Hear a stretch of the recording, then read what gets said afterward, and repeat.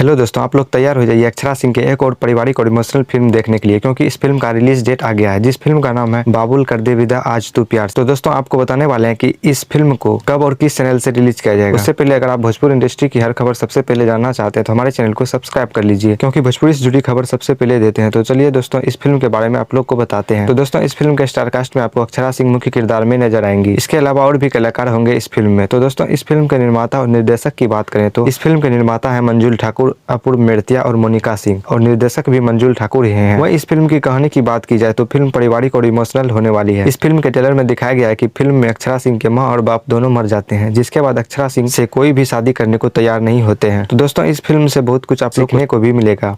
चलिए अब बात कर लेते हैं इस फिल्म को कब और किस चैनल से रिलीज किया जाएगा। आपको बता दें कि अक्षरा सिंह की इस फिल्म को 18 अक्टूबर को एंटरटेन रंगीला के यूट्यूब चैनल पर सुबह 9 बजे फुल मूवी को रिलीज किया जाएगा। जी हाँ दोस्तों, आप लोग 18 अक्टूबर को एंटरटेन रंगीला के यूट्यूब चैनल पर इस फिल्म को देख सकते हैं। तो दोस्तों यही छोटी सी जानकारी थी इस फिल्म को लेकर। अगर आप लोग को वीडियो अच्छी लगी हो तो वीडियो को लाइक और चैनल को सब्सक्राइब कर लीजिए। मिलते हैं अगली वीडियो में, तब तक के लिए धन्यवाद।